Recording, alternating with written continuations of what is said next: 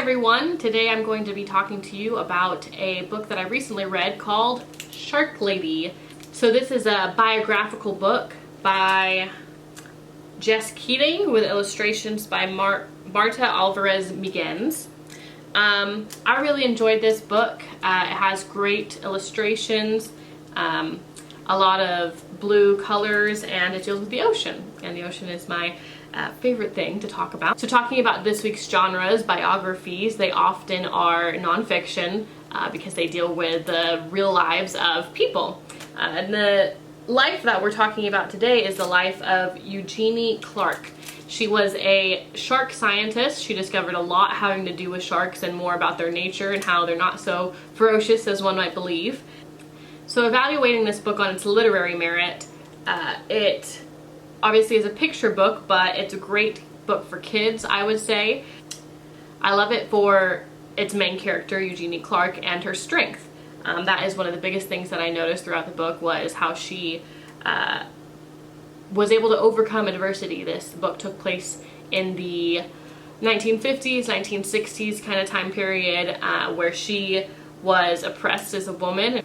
A lot of her research had a hard time getting funded because of the prejudices against women at this time, and she was fighting against a lot of beliefs about what women could and couldn't do. And this book is really empowering for children to help them understand that they can do anything they put their minds to.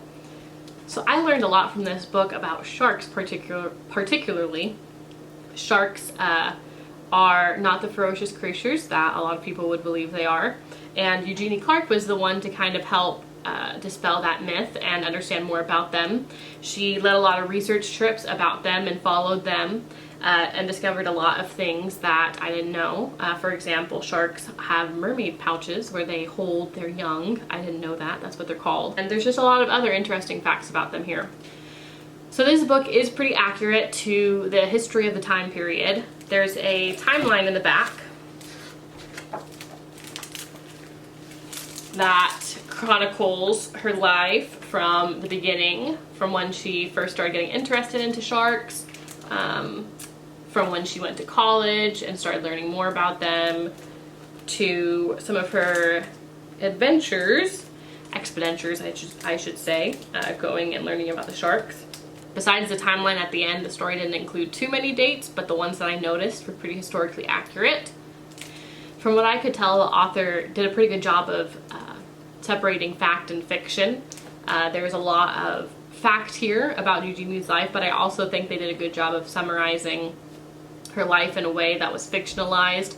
Maybe not everything that was said happened.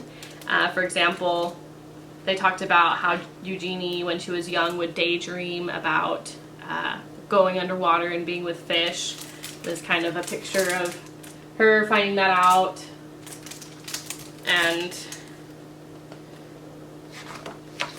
diving, wishing she could be with the fish. And that's not something that we know for sure happened, but it's pretty good to guess, and so I think the author did a good job, like I said, of separating fact and fiction. There's a short bibliography at the end that kind of clarifies where she gets all this information.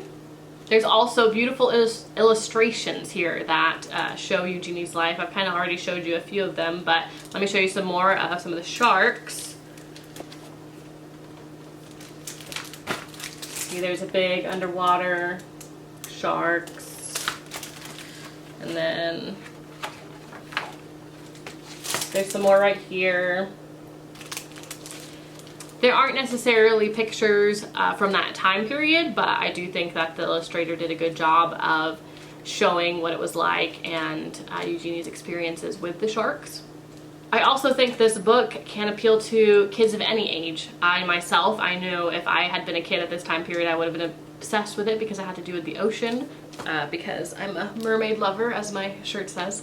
But I also think children nowadays can enjoy it because it teaches that women can do whatever they put their minds to.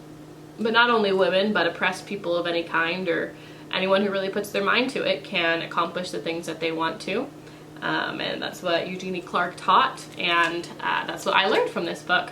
I would highly recommend this book, especially if you are an ocean lover like I am. There's some beautiful blue illustrations that I love, and I think you'd have a really fun time reading it. All right, thanks so much. Bye.